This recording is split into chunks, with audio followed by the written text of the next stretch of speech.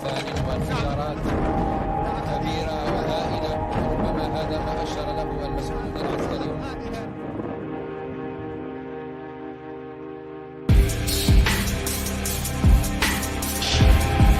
The United States is in a state of security and surprise. We fear this. We fear that they have something out that majority of the people don't know about. Olan tüm halkların hakları gibi haklar. Ne aşağı ne yukarı. Ne fazla ne az. Pent-up feelings that may result from decades of repression and people who've had members of their family killed by that regime. A lot of killers. Get a lot of killers. Why, you think our country's so innocent? But I won't attack it because someone fixed me on it. I don't let anybody use me to fight their battles.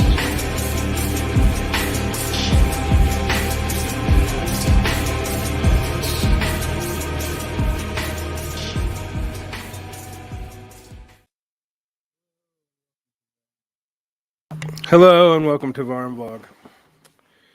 This is day 5 of me having COVID. And so I have been locked up in my tower of power up here where I record, and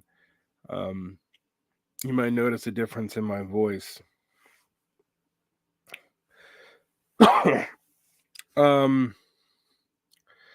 So since I've been isolating myself up here in the tower, I have been reading a lot of books and reading a lot of news. I've rested plenty, guys. Don't worry about that. It's a mild case of COVID. Just a mild case of COVID, still rough.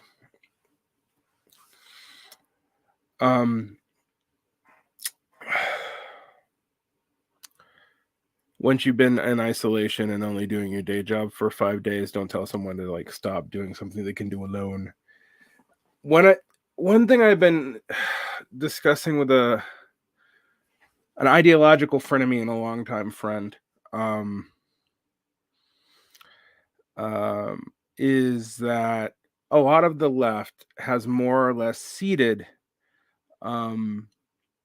criticism of the progressives, of the squad, of Biden, etc., out of some facile sense of left unity and fear of empowering the right to right-wingers, post-leftists, etc. Furthermore, we see a retreat into the same tactics when the left is always politically weak. What do I mean by that? For the past 7 years, whenever the left suffers a crippling political loss, be it in the inability to pass Medicare for all and the defections of the squad and the inability for it to manifest any real influence on foreign policy whatsoever, in the decline of the left in the UK, which was really where the US left got its calling card from for years, into the return to liquidationism, into the progressive liberals and NGOs, again, which we've now done in 3 different cycles since I was born. And since the new left, in at least 4 generational cycles. I always point people to Max Elbaum's book, Revolution in the Air, and what that book doesn't truly answer is, what happened to all the Weathermen and the Panthers and who didn't go to prison? Well, some of them died. Some of them descended into drug use. Some of them became Jean Quan, mayor of San Francisco. Some of them became Rob Reich.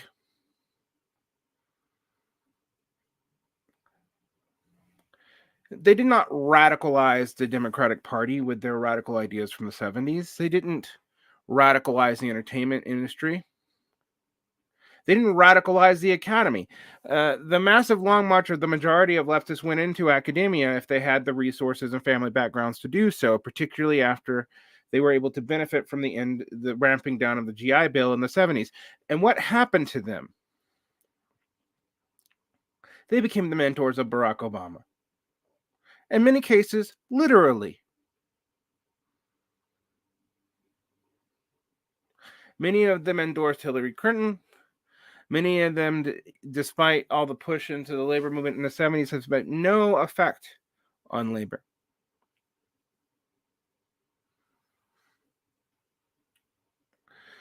It doesn't surprise me in the least that the majority trend in the DSA has been to drop even the somewhat anemic break with the Democrats of the dirty split and the Ackerman plan. A plan that, frankly, was far, far, far too accommodational to the Democrats in the first place. Secondly, during this time period, we have seen certain recent NGO groups basically enrich themselves in the public scandal. Public scandal so good that even democratically sympathetic press, such as the New York Times and the Washington Post, have had to publish openly about their scandals, such as the Washington State Black Lives Matter group and the disappearance of tons of money into that ecosphere, as well as the seeming individual wealth booms of some of the key members. If anything ever looked like it vindicated Adolph Reed, it is this. After all,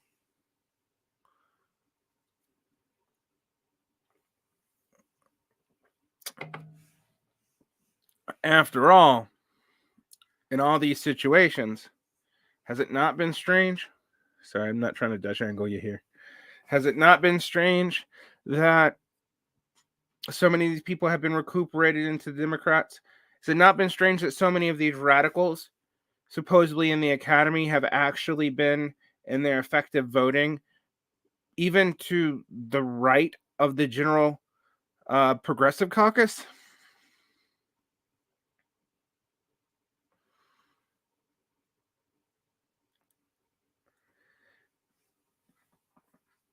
And yet, I see people like Harvey K calling anyone who insulted Biden last year secretly Jimmy Dore. The merits of Jimmy Dore, and we can go into the merits and declines of them, and there are many of both. I think Dore's movement, beyond anything we can say about any sketchy ties or twists on vaccines, etc., and his hedging bets here or there, and his generally populist rhetoric, the people's movement, of which he was aligned and which Chris Hedges was aligned, was at best going to be a repeat of the Green Party, if that. After all, it was just as nationally focused as any other major progressive push, and also about theatrics in Congress. The problem with Force the Vote was that the belief that one more vote would actually expose the Democrats as corrupt on Medicare for all. Almost everyone assumed they were, except for progressive activists themselves. But this does bring me to Joe Biden, a person who in this week alone has resorted back to Bush-era level tactics of accusing the press of lack of patriotism while it won't provide evidence for its key assertions of a false flag planning that hasn't even happened yet in Ukraine, which seems to, despite even Ukrainian leaders, whatever you may feel about their relationship to the U.S. and the West, have asked him to calm down. But good old Joe Biden seems to want to prove that he still has military prowess, despite the fact that even investors seem spooked out about what he is doing.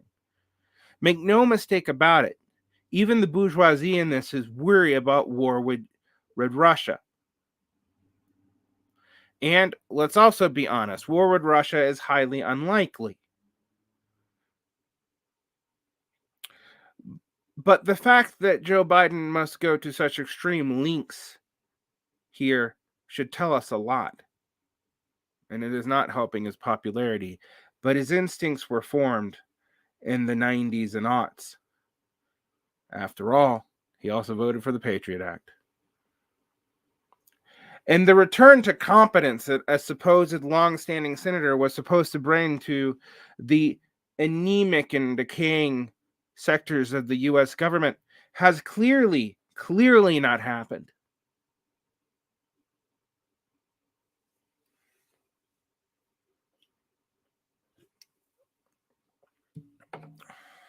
So what do I mean by the burnout?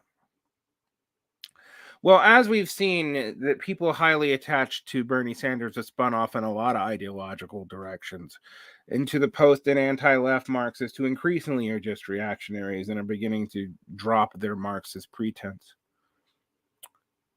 into Stalinoid conspiracies of internationalism, of which they literally have no influence except to maybe fly down and waste some crowdfunders' money as a attempt to be some neutral party between states at a level that even the people receiving such help must find laughable. It has been good to see the DSA's consciousness look at Latin America, but pathetic in the way that it has. And after all, it has abandoned most of its key platform flanks in favor of this. And while no one's been looking, the MPC of the DSA has strongly been restructuring its committees to, in many cases, reduce their influence and make them more subject to the now paid, although not paid a lot, admittedly, leadership of the DSA's MPC. And also, the entire unprofessional division of the DSA has fallen apart. After all, the justification of having Mary Savart as the professional head and the MPC as the unprofessional head gets a little thinner when you realize that the MPC is now paid.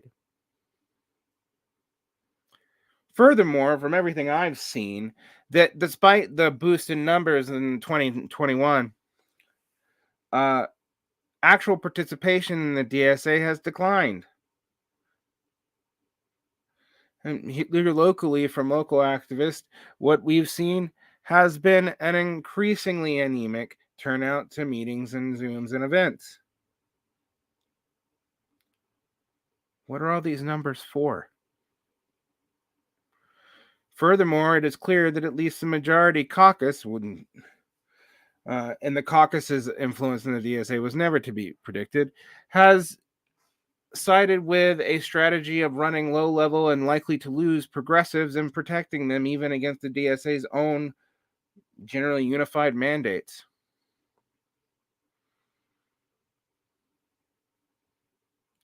What do I say about all this, and why do I include that? Because it just shows you that it hasn't mattered. The DSA is a great clearinghouse of the sectarian left in America. Great if one does not understand the math of 100,000, mostly in New York and California, versus the great mass of the U.S. of 360 million. Furthermore, it has been clear that a lot of the people who've made their media careers around Bernie and the left media sphere in general have either been lost or been looking to take money from wherever they can get it. Podcasts have taken money from right-wing institutes like the Claremont Institute. People have taken money from Peter Thiel Associates. To pretend that this would not affect your politics is foolish. But what should we have expected? After all, these people were Ivy Leaguers whose relationship to the class they were claiming are frankly, the vast majority of the average people, whatever identity group they belong to, was thin at best.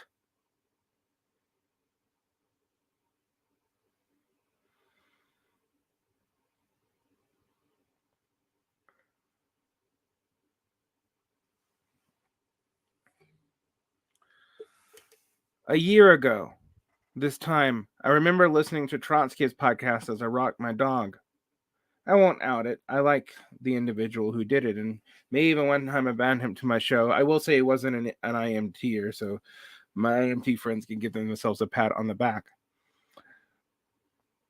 Who said that the reality of the situation would lead to something like progressive neo-Fordism come out of Biden.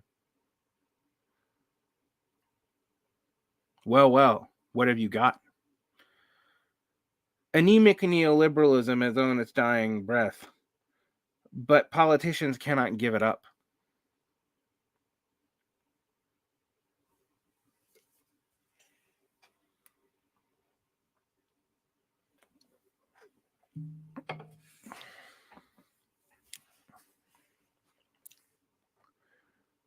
After all, again, Joe Biden this week was trying to push courts into an even more precarious position, disallowing even the most extreme circumstances of the law from being able to file bankruptcy on student loans, which, with the Fed posited to raise interest rates, will be even more crippling in the next few months.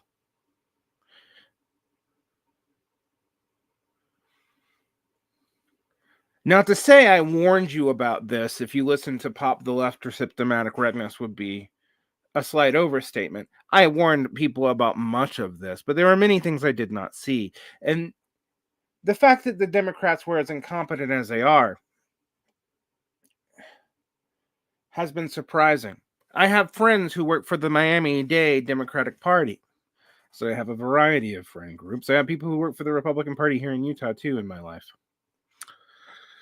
What they've told me about the Democratic Party in what is a purple state is that they've all but ceded all of the infrastructure to the National Party and to California and New York. So the days of the Howard Dean strategy of a broad-based coalition that tried to reach out to the working class of all areas is over. Furthermore, while leftists talk more and more about the, quote, PMC, unquote, they can't see that the PMC is becoming at war with itself. Despite the general incompetence we see in the second generation of managers who are mostly, by the way, legacy, and the increasing diversity one might see in them, mostly, by the way, from immigrants. Ask them the question and see what answers they get on where they think these communities are heading. Today, I saw a progressive friend of mine from said Democratic Party in Dade County, maybe I'm giving a little bit too much information, say that we should call progressives defending Joe Rogan racist. Can we do that and make fun of them? After all, the only insult that a lot of these people know how to throw at someone is to call them racist. Which, also, after all, in the case of what you mean by racism, whether or not you mean it personal bigotry or structural benefit, which are not really the same thing and never have been, are applicable to everyone. Frankly, unless you are a descendant of a slave or an indigenous person, even if you're a person of color.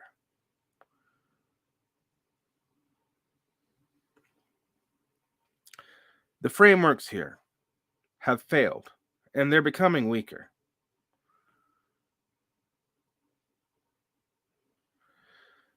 Now, I don't like the term PMC because it can be used to mean everyone with a college degree, which is 40% of the population, or with some college education, which is 60% of people under 40.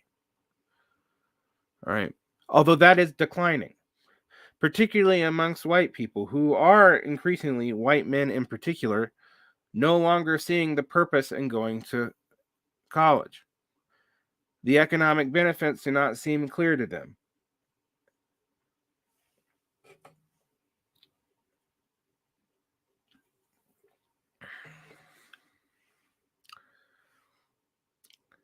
What I posited the other day is some crucial facts about the American political system, one that even Marxists don't like to look at.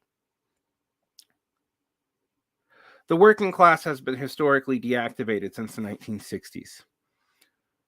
It has not been a unified voting bloc. In so much that it ever was, it has favored Democrats. But that was only organized labor, which, again, as a percentage of the voting population, dropped dramatically from the early 70s to the 1990s. It saw a brief increase during the Trump years, actually, but only in areas like franchises and new unions. Already unionized sectors did not see increases, meaning that the unions that already existed could not make themselves more marketable to workers. Only places that were totally deracinated and had no union protections were unions particularly attractive, and particularly amongst the young who had never known their benefits, but also never known their problems. Now, I'm in a union, and I would tell any one of you who has the access to join a union to join it. But I'd also tell you you are going in a war footing. Any socialist or communist or even someone who just cares about their workers doesn't just have to fight their boss, they also have to fight their union management. But it's the only arm you really have. And attempts to get past this, because people are so deracinated, people will tell me, I can't join a union. Should I join the DSA? That's all I can do. And I'm like, is your DSA going to do anything? Or are you just giving money for someone to canvass for the Democrats at the national level, throw 20% back to the locals, which, by the way, is what the locals get, and have the locals do whatever local charity that they do?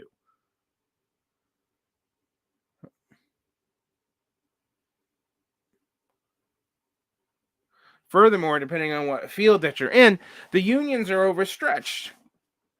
After all, we have a labor problem. And somebody was asking me today, well, won't the raising of the interest rates lead to unemployment? Frankly, right now, it probably won't. What it will lead is to wage suppression.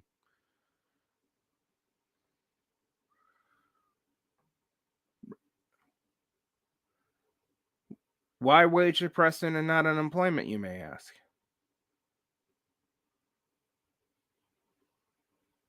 Well, the answer is pretty clear when you think about it. After all, there's a lack of people who want to work.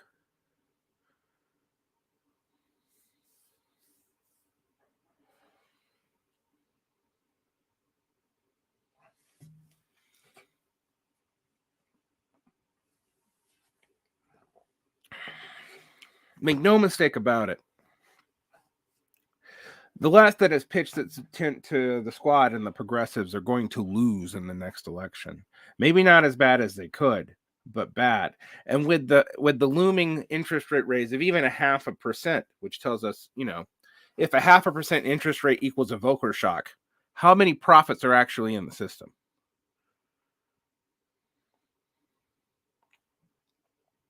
Furthermore, the Democrats are, even as the empire is unable to extend itself and the military knows it, the Democrats and their lack of ability to pass any domestic agendas turn to foreign tinkering. That is all they can do. Try to cut off Russia trying to develop its own economic security zone. But I tell you that even, like I said, the investment bourgeoisie is not comfortable with this. Report after report indicates that investors are spooked. The danger of disrupting energy supplies to Europe is more dangerous to them than even Putin being able to grow his own economy. Meanwhile, the Great Cold War against China and America that all the leftists were depending on just a year ago is, of course, not materializing, and it never would have. As my friend Stefan Hamill said, why would Europe bomb the factories of Milwaukee in World War II? After all, the bourgeoisie depended on them. And so do we. And Shenzhen, and Wuhan, and Guangzhou. Furthermore, even I have failed to talk about China and its approximate complexity. I have presented China as a monolith when it is not, either regionally or in levels of the Politburo. China has its own problems and is increasingly not just tied up in ours. It is our own myopicness in the West and in Europe. In the United States, Canada, and in Europe that has led us to believe that the only thing it is thinking about is our affairs.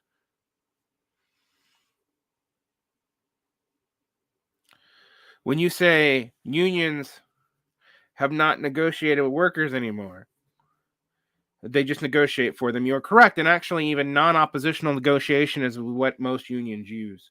Furthermore, as more militant stuff is needed from unions, even such as the Burlington Santa Fe train workers example, judges in multiple states now are suppressing actions, even in democratic states.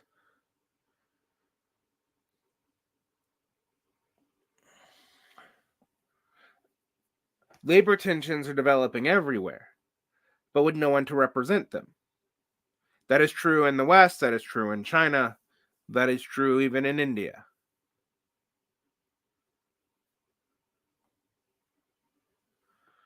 Furthermore, the arrogance of people who have now devoted their entire cultural identity into these political formations is really discrediting you. I mentioned my friend today who said, let's call the people who defend Joe Rogan racist. Joe Rogan, as my friend Jean Badgelon and I have both joked, is Oprah for bros.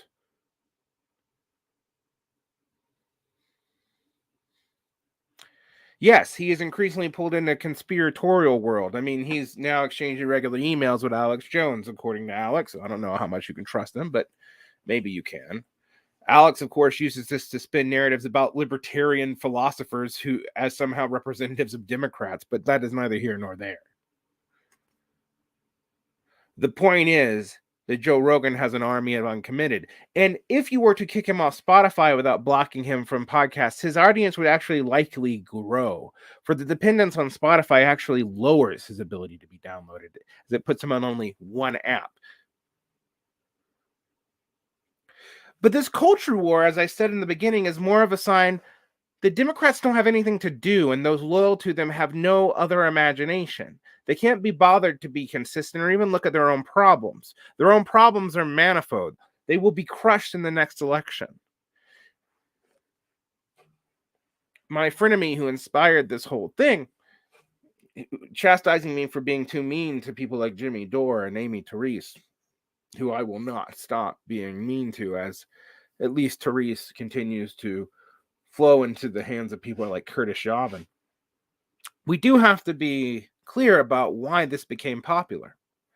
After all, doesn't nationalism seem like a response to the faux globalism of neoliberal development, which downplayed the purpose of nations and allowed multinationals to develop?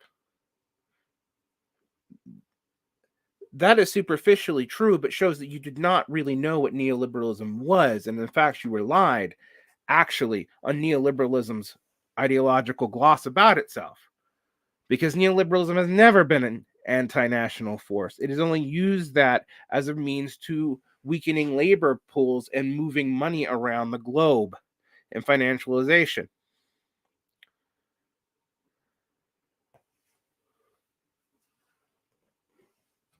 Neoliberalism has relied on the power of major states to put the developing world, I shouldn't say the third world, because there is no third world anymore, because there is no second world. There is no Soviet Union. There is no meaningful non-aligned movement. There is no playing the US off of China and the way that people played the US off of Soviet Russia.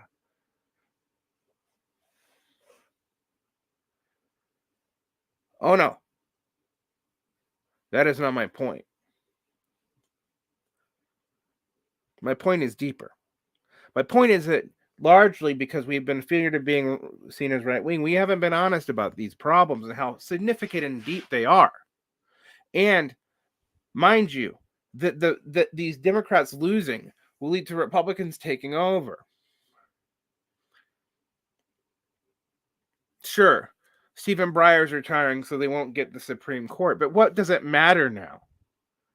The arrogance of a lot of these technocrats at the key level, including people that I've literally seen put on candles in cities like Ruth Bader Ginsburg, have led to the situation that we are in.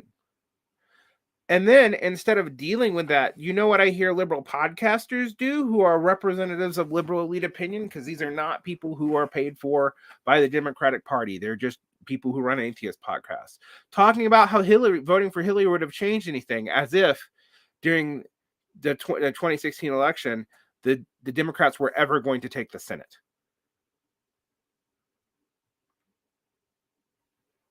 And of course, the Republicans are going to pull idiotic stunts as well. They'll probably try to impeach Joe Biden, et cetera, et cetera, et cetera, which will maybe save his anemic political career, although I doubt it.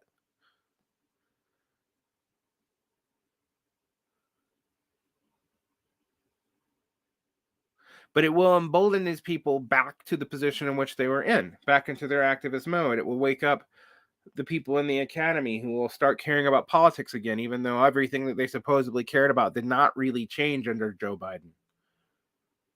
Be it the The nuance about the difference in the family separation policies that I used to hear people spill has shut up as Joe Biden reinforced the amnesty policy that led to this whole thing in the first place. An amnesty policy that is Kafkaesque in its ridiculousness. Furthermore, you will see people move away from immigration policy because, frankly, the right realizes that its bread and butter is in reaction to government overreach and to the failures of COVID policy, while the left can use COVID policy to make it feel special. I've had 3 people tell me that COVID policy proved that the liberal elites were truly correct, despite the fact that death rates are not based on remotely in the United States whether or not you're in a liberal or conservative area.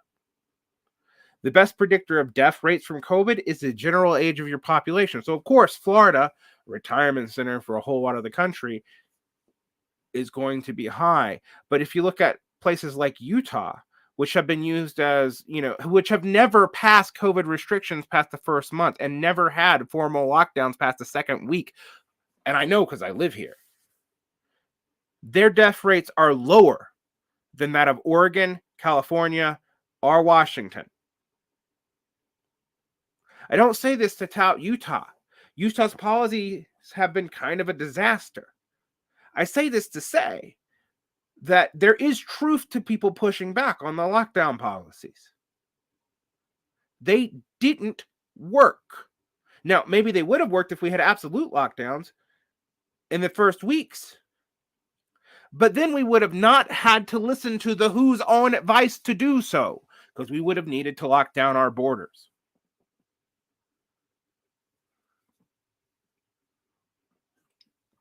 A good question. Utah has a moderate conservative governor, but our legislature has 3 factions. Salt Lake City Democrats, Mormon moderate conservatives, and Trumpist.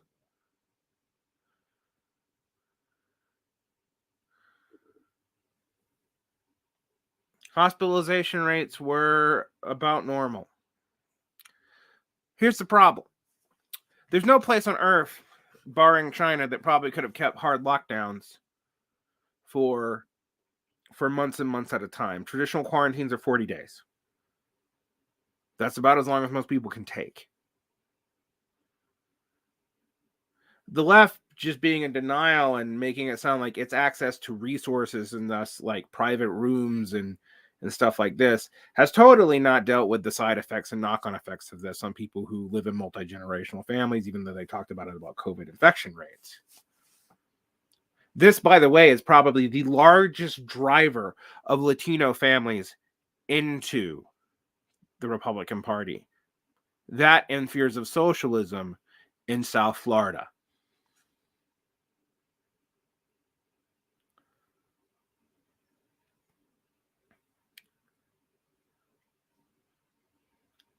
You see, as a person who tries to be a serious thinker anyway, I don't listen to left political podcasts for my news. There are some of them I do enjoy. Some of them I enjoy for theoretical reasons more than anything, or for historical reasons, which is what I tend to listen to them for. But if I got my news from them, I would be consistently wrong. I listen to traditional bourgeois news and to financial reports.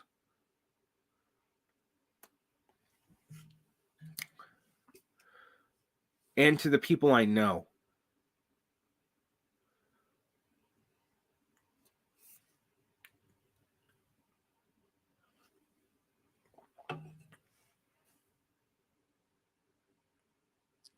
Have I read James Burnham? Oh, my friend, I have read James Burnham. I read him as a paleoconservative. He's a founder of both the paleo and neoconservative movements in many ways. I do recommend reading him, but no, I do not. He's not a leftist. Do not believe it. He's an anti-leftist. He was a traitor.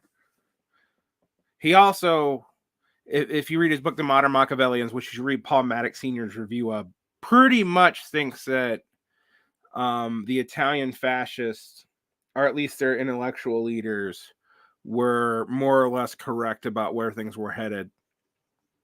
That the people needed a myth that better managers should operate, and that the future was between different kinds of management. He sided with military.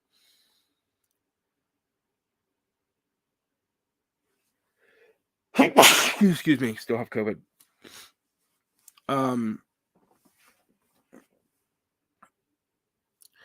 Furthermore, immigrants are not as left as people claim is almost always true, but let's be honest about this being a mixed bag. Immigrants still largely vote for Democrats, and many of them would not oppose socialist policies if you didn't call them socialism. But we do have to admit that, like, immigrants from places like Venezuela and Cuba get special treatment, and the kinds of people who come here under those programs are going to be inclined conservatively anyway. But the other driving factor, and this is something I need to talk to you guys about, Peter Turchin, the kind of reactionary Cleodynamics guy, calling him a reactionary is probably not fair, but he has conservative assumptions that he blocks out of the world economic system when he does his modeling.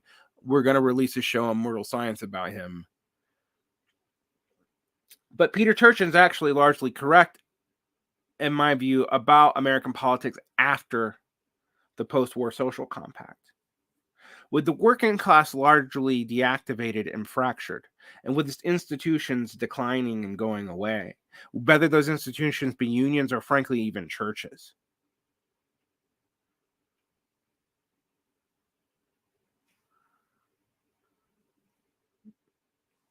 Yeah, I'll talk to you about Tainter in a minute.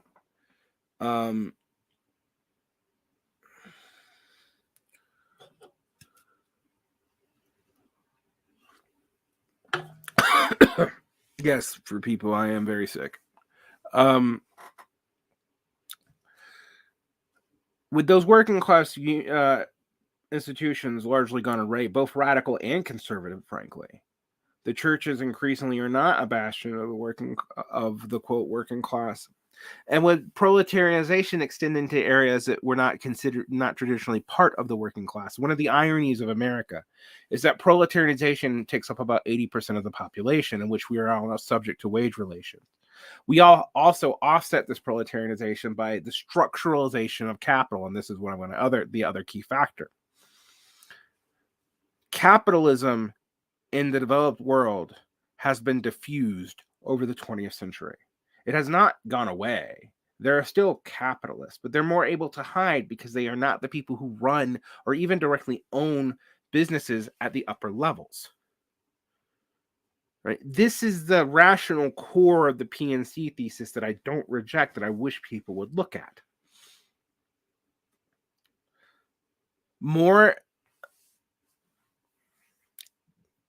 Let me go into this for a second. Peter Turchin's prediction is that since Peter Turchin doesn't talk about the workers' movement, he doesn't really see it as viable. He sees them as like a neutral force in history. They just kind of pick sides. I don't totally believe that. That was also something Michel Robert and a lot of the thought leaders who led to Italian fascism thought, frankly.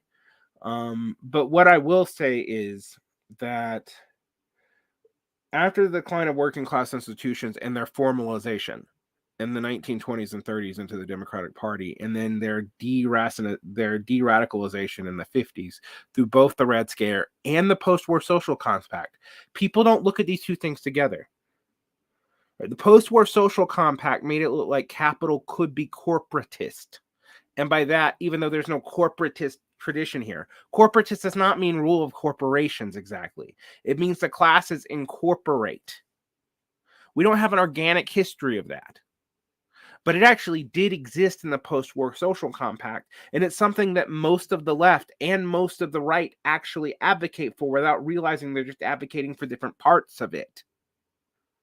The nuclear family and its conservatizing force and its isolating force is a product of that. Suburbs are a product of that, explicitly and by design.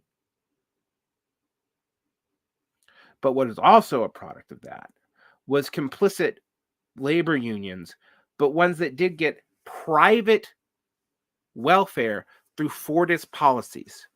This welfare has been a nightmare during neoliberalism, but it worked seemingly during this time period. Now, the whole time, what the working class movement didn't really realize is its formalization was signed as death warrant.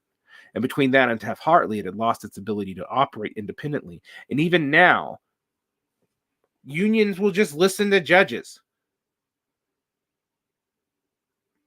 We do realize that the union movement in America and the mines and railways was born of fire, blood, and bullet. It was not us playing nice with the Labor Relations Board. The heyday of unions and their growth was militant. And frankly, of a time period where U.S. labor, particularly mining labor, was not even truly yet proletarianized. It was basically in either sharecropping or mining in a form of semi-serfdom.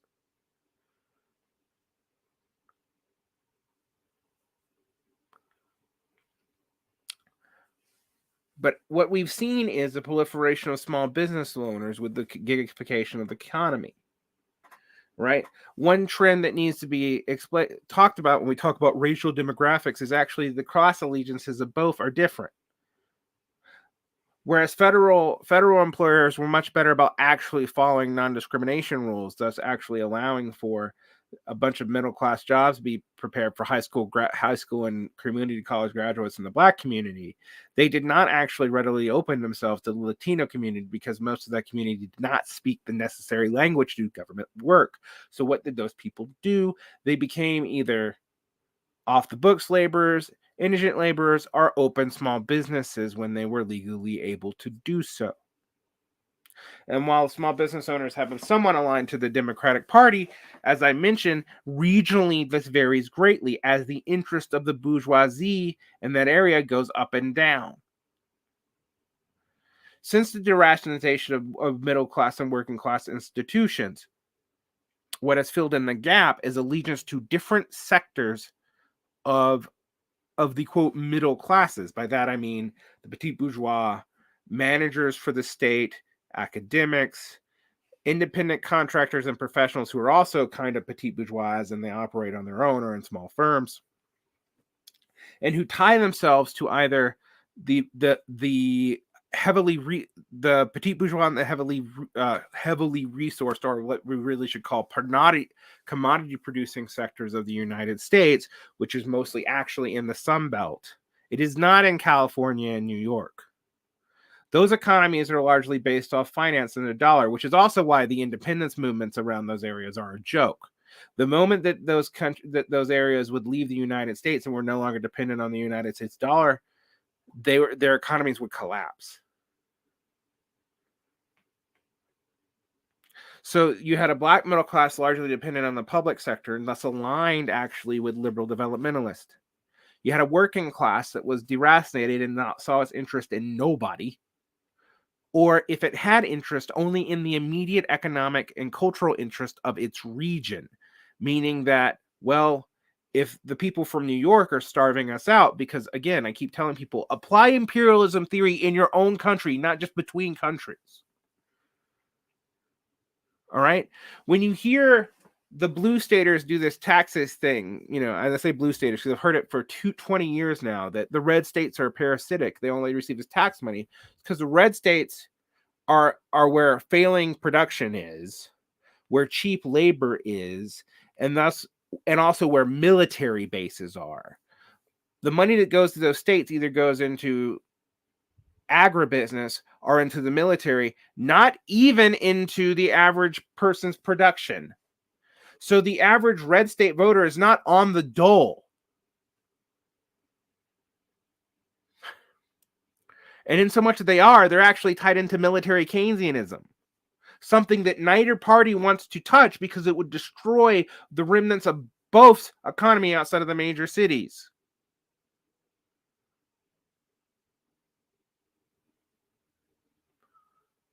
This is one of the reasons why, and also the military's actual commitment to running the quote deep state, by that I mean the nonpartisan state, is why the military remains one of the most beloved institutions in this country, even as American imperialism is not beloved.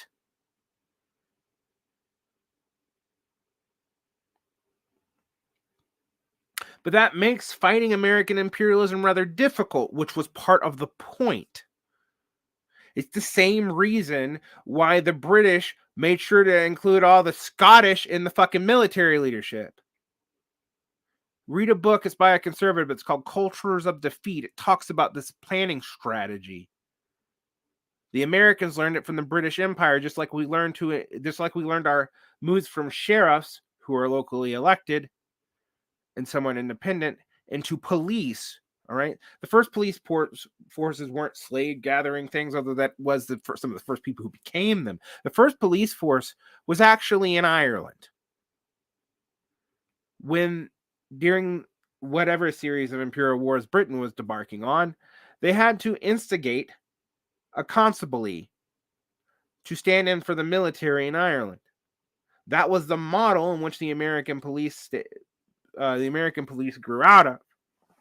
Yes, it was drawn up on military lines. Yes, in the South, it was made up of former slave catchers. And in the North, it was made up of basically former Pinkertons, people who existed to bust labor.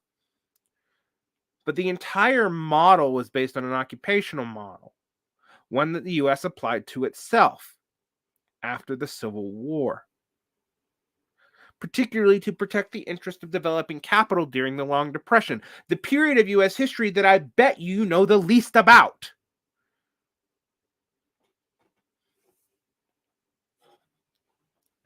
How does this matter now? Well, you're seeing the results of it. You have 150 years of this developing.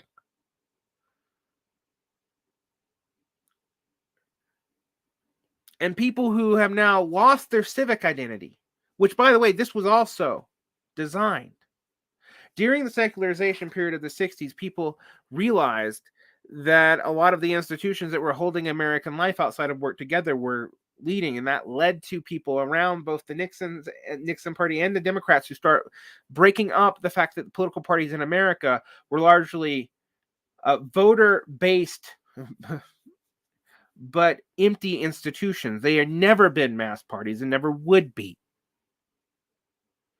And thus, they had no real class or even political interest. You had progressive and conservative factions in both parties.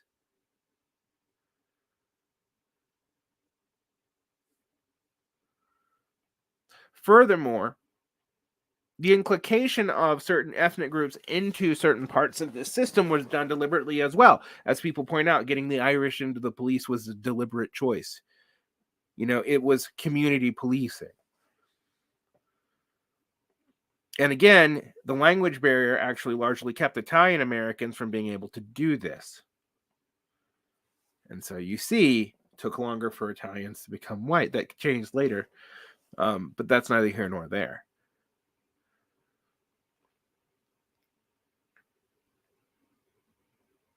We've seen the diversification of elites in this country.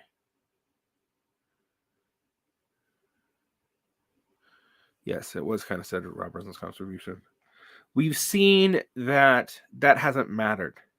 And we've seen continuously, day by day, that both business and political elites... No, it doesn't. I can just hold myself together by force. For those who ask, I'm responding to someone who says if Barn gets more animated, the COVID recedes. That's just, I can come up with bursts of energy. I spent a lot of my life sick being a pundit. I hate the word pundit, by the way, but whatever. I'm off my monologue. What we see here, in all seriousness, is that the progressives and the leftists in America, during their moment of revitalization, made the same mistake of the progressives in the 60s, which was the same mistake of the labor movement in the 30s. Furthermore, I'll talk about reliance on science and the scientific community as horseshit. The epidemiology has been misreported by liberal news as well. The politicization of the CDC did not decline under Biden, and actually accelerated. After all, 5 days the 5-day quarantine rule, which is now being discussed all over the world based on U.S. policy, has based on scientific evidence that was only admitted to be had, in quotation marks of both, 5 days after the first discussion, which was with all the governors of the country, was had. And instead of Biden admitting that he was making an economic calculus because they had attacked Trump for it, he basically had the CDC manufacture it. Now, I don't have proof of that, but they haven't provided counterproof, and the Biden administration increasingly on issue after issue won't.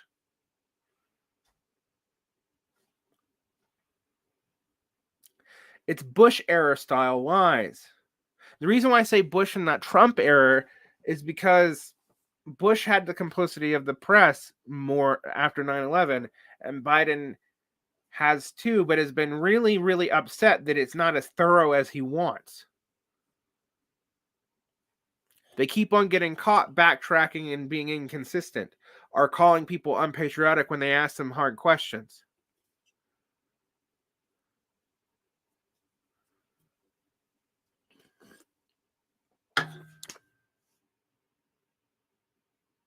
Any leftist who ties their rope to that horse will drown in the river that horse is going to be flooded with. For all the talk of stopping the right, on what issue have you actually stopped the right-wing progression in America? Someone said I didn't take, someone who was well-meaning, they were not criticizing me.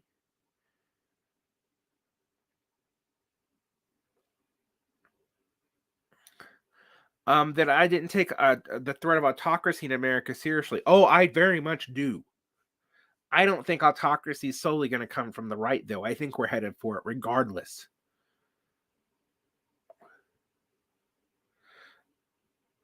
The progressives who make common cause with the Democrats have sided with the party of order and given all counter-institutional weight to the right. And you've seen that in both the decline of the left or the retreat of the left into dreams and fantasies, to denying basic facts. And instead of building a program or revitalizing working class institutions and holding people accountable for it, you've seen more and more desperate opportunism and more dependence on debates. As if your political identity is based off of your entertainment choice. If you don't think that's as stupid as anything that ever came out of the culture war, you need to rethink some things.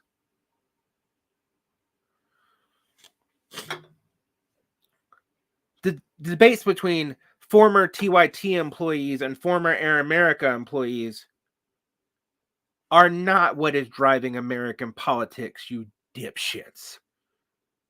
Neither is the debate between whether or not Spotify has Joe Rogan or whatever's going on with Dave Chappelle and Netflix. After all, the controversy actually helps promote these people. And since most of the left is shrill and doesn't realize that most of the country doesn't agree with it, and I've literally had people call whole swaths of the country monsters this week over COVID or Joe Rogan or whatever. They don't even realize that they're losing support amongst the, quote, people of color, unquote, the various ethnic minorities in this country who are not really unified, and we should quit using United or BIPOC or whatever. United Colors of Benetton language we're using this week.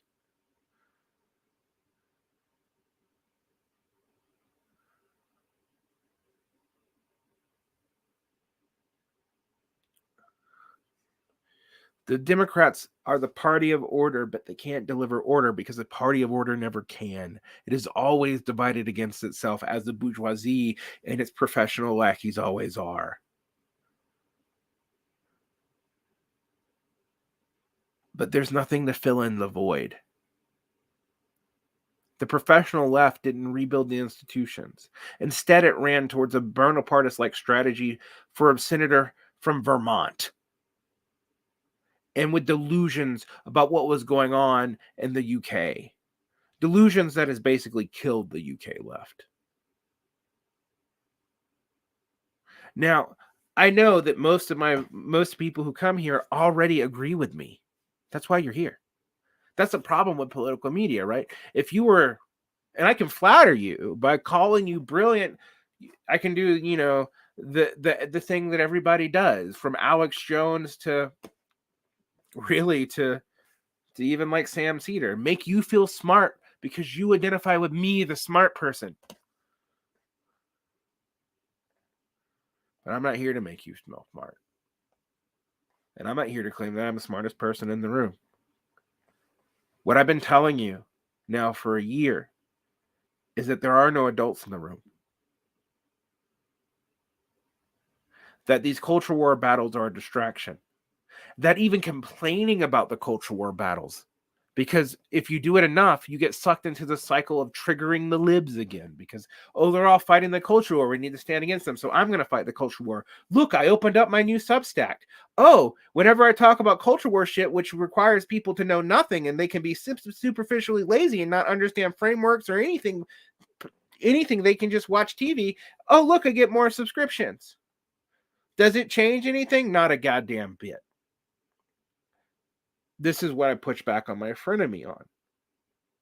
People have adopted this facile nationalism as an answer to the globalization movement, not realizing that the globalization movement was never not nationalist. That nation states are the operating function and mediator in the capitalist order.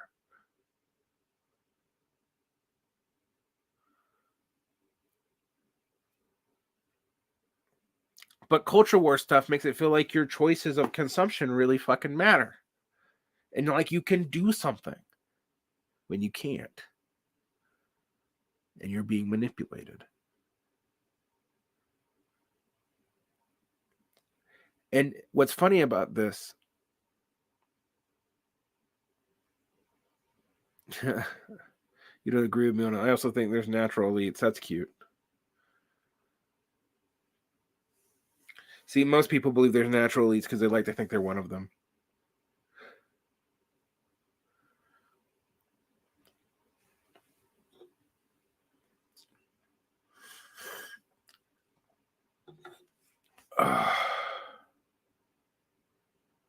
But let's be fair. I'm always hesitant to call myself an egalitarian person because I'm not an egalitarian in the sense that I think we're all equal in what we can do. I'm not. I am an egalitarian in the sense that I think that in an ideal political system, we should all have equal say in power in the outcomes of anything that requires public deliberation. So I'm an egalitarian in power because I actually know, statistically speaking, and in real life, when people aren't heavily emotionally involved in something, that the wisdom of a crowd actually usually is a little bit more reliable than the wisdom of a specialist in aggregate because there's more inputs going into the system. Now, on any one individual or any highly emotive mob, the wisdom of a specialist is going to be better.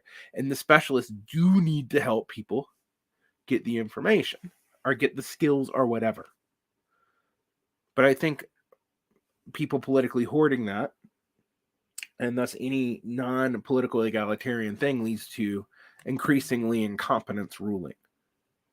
I don't think meritocracy is possible, let's be honest, but I do think something more meritocratic would exist if we all had equal say in power. And that's hard to imagine what that would even look like because you're talking about a planet of 8 billion people. Of wildly variant educations. Social intelligence is just as constructed as IQ. Well, yeah, but a lot of leftists do this shit where they attack rubrics and heuristics as constructed without realizing that that's true for any word they fucking use. Everything's socially constructed, which implies that almost nothing really is, right? IQ doesn't really tell you how intelligent someone is, and so emotional intelligence doesn't really tell you how emotionally adaptable someone is. IQ does actually measure something, though. A very specific kind of abstract intelligence, which is sometimes hard to categorize in words, which all language being a limitation to the expression of intelligence when it's not your actual language. So we have to be nominalist about a lot of these concepts. They do actually describe real things, but the concepts themselves don't have a lot of substance. I am a believer that concepts emerge because they are temporarily explanational of things in the world.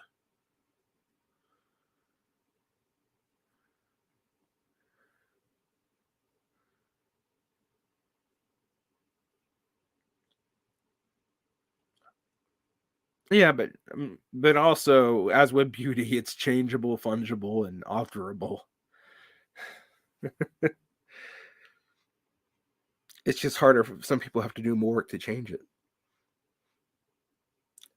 Again, neither here nor there. right? When I talk about, like, if you want to talk about natural elites, then fine. There's a distribution of any skill or attribute in the human condition. The idea that those skills or attributes would be highly contained in a certain group of people is not really borne out by any evidence that I've ever seen.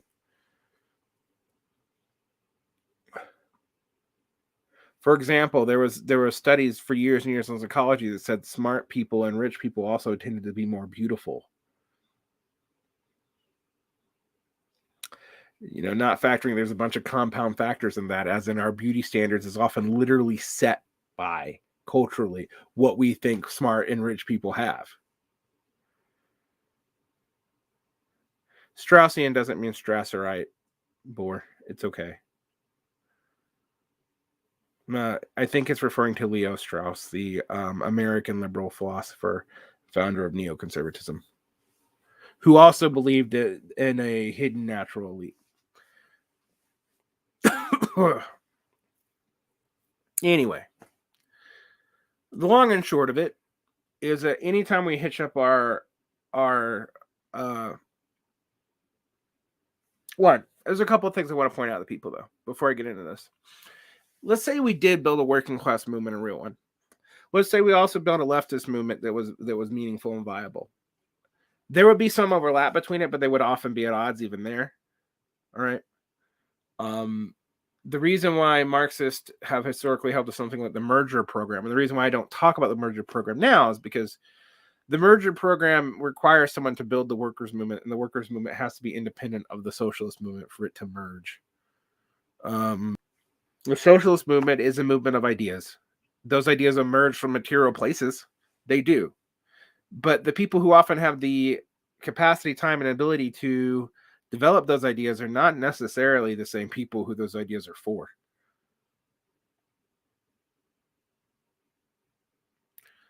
And I don't think there's a way around that. Oh, God, I'm getting weak.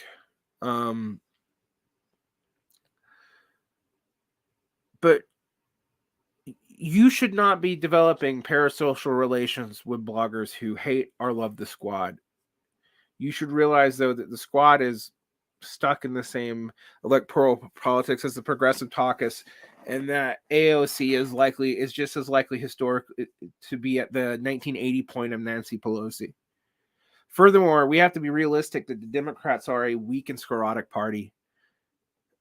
If Joe Biden was the best they can produce out of all their backbenchers after Obama, they have no backbenchers. And I hate to say it, but watching both the stupid impeachments, I saw these elderly 60, 70, 80-year-old Democrats from places that they haven't been politically challenged in 40 years, who Ted Cruz did speeches around. Ted Cruz is not an impressive man. These are our elites, people. It's embarrassing. And it's sclerotic. And trying to save them for some kind of left project is absurd.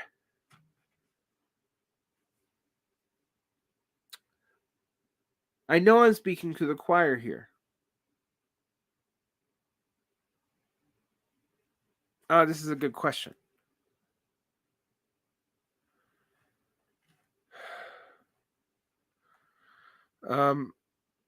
Do you think the Frankfurt School turn was too soon by avoiding Orthodox Marxism? Well, the Frankfurt School developed out of Orthodox Austro-Marxism in specific, but purged its last Orthodox member, Heinrich Grossman, in 1942 because Grossman had shown some wavering on Stalin.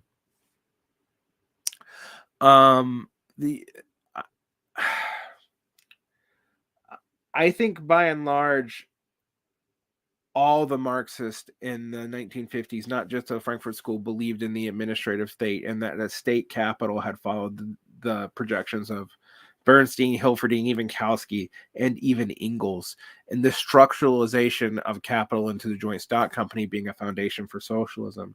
So the battle became between who could control the administrative state of capital and thus develop socialism from that and thus turn it international. But the profitability dynamics of capitalism were still in play and no one saw it coming. And when 1970s happened and thus financialization and neoliberalism happened, it wasn't just a policy move. It was an attempt to return some kind of profitability to the system. So in short, the Frankfurt School wasn't unique in its problems. It was a product of its time, just like we are going to be products of our time. Furthermore, the Frankfurt School was highly divided. Grossman had some deep sympathies with the USSR. He's the only one who went to East Germany after he went back. Horkheimer and Adorno went back to Germany, and then three people, the leader of which was Marcuse, the one most sympathetic to Maoism, ironically, went into the OSS. People have said stuff like the OSS brought the Frankfurt School here. I've even heard that on a podcast. I once repeated it because I heard someone say it when I actually did research that was not true. A rich member of the Frankfurt School brought the Frankfurt School to Columbia in New York and funded the institute himself. The Frankfurt School's relationship to the OSS and the proto-CIA was really established after most of the Frankfurt School had gone back to Germany after the war, but some of which thought they needed to stay back and fight fascism and then got sucked into the U.S. state.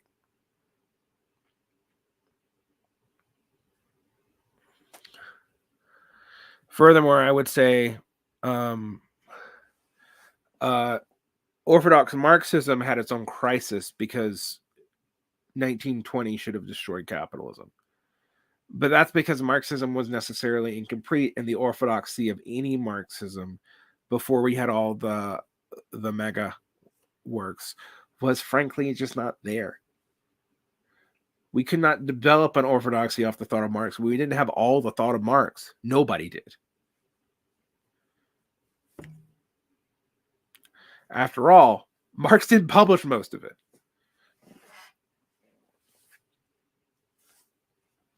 Most of the questions that animated 20th century Marxism are not even questions that come up in Marx that much. They come up more in Engels. And I am one of those people who thinks Engels is a fairly good relier for what Marx would have thought on something, but had different concerns.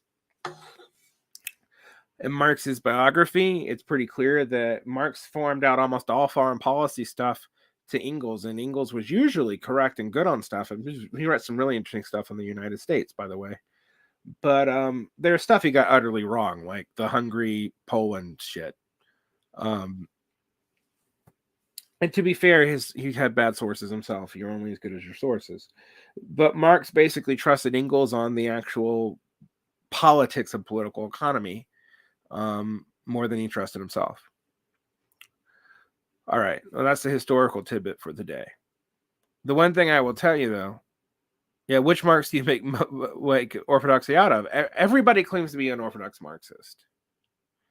Everybody does. The Neo-Kautskyeites, Trotskyites, Marxist-Leninists, they all claim to be orthodox. I mean, the accusation of revisionism wouldn't mean anything unless orthodoxy meant anything, and yet none of these people agree, even on fundamentals of Marx. Oh, I think a lot of Engels is still good. No, I'm not feeling any better. I'm feeling worse. In fact, I'm about to end the stream because I'm running a fever now. I can feel it.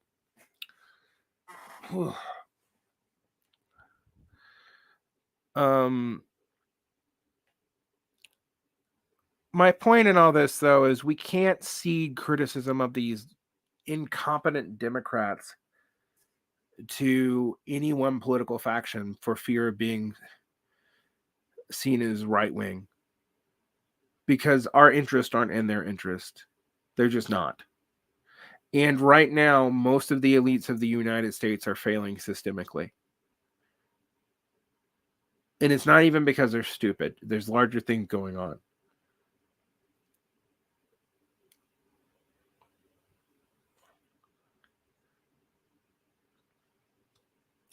We can't hold on to anything just because of habit. And we definitely can't hold on to allegiance to one political side or another. I think socialists hitching up to either Democrats or Republican is picking one of these two, picking the sclerotic and increasingly weak, in both cases, representatives of the two factions of elite power in American life now that capital has been structuralized, and that either one will screw us. That we have to be rebuilding our own institutions, and they have to be militantly kept separate. That does not mean that I'm an anti-electoralist, right? Or anything like that. But it does mean I think we have to be realistic about where we are, and people are trying to jump 5 steps ahead just because they had some movement. And they deluded themselves about Bernie, and they deluded themselves about the Democrats, and now they're doubling down on it as they begin to lose. And the one thing that I will say, as I'm delirious here, is I'm learning, for a variety of psychological reasons that have been implied on some of the interviews I've done, and I've talked about them before, be they terror management, be they misunderstanding OODA loops, be they projective identification, be they parasocial relations, any of these things. All right. They have led us to deny the existence of rope as the noose is around our neck.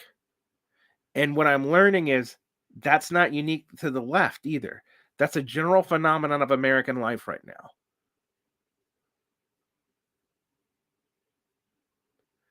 You know, elites have failed us over COVID, so we just start pretending COVID doesn't exist as it's hammering down on us, and we're going to lose 1 million people.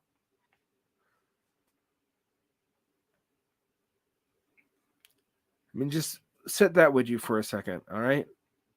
We're going to lose 1 million people. The U.S. hasn't lost 1 million people in most wars. We've never, it's been, you know, it's hard to imagine when we lost the civil wars, when we lost the equivalent of that. Now that's happened in Europe, it's happened in other places all the time. And so in some ways, this is just a historical norm that we haven't had, but my God. And to pretend that it was all the Trumps or Republicans for why we're in this mess is just not true. It was systemic failure across the board. And like all of the health institutions were caught off guard, even though there were people who've been warning about pandemics for 20, 30 years. And look, I'm a little bitter right now because I followed all the instructions the CDC told us to do, and I have COVID. I work from home all but 2 days a week. When I'm in the office, I wear a KN95 mask. Yeah, I think he is. I think Biden is more incompetent. It's going to cost the left more. But I've been warning people about this. I've been warning people about these counter force movements tend to be in response to something, and they diffuse and they discredit themselves and their inability to stay consistent. I mean, look at what happened with the Tea Party and even the alt-right with Trump. They're not relevant anymore, right? The reactions moved on. The same will happen to most of the left. As I told people, and during the Obama administration, you know what? There were 1,000 libertarian podcasts. During the Trump administration, there are 1,000 socialist ones. Keep that in your head. Don't ever forget it. And with that, I'm going to go take a nap.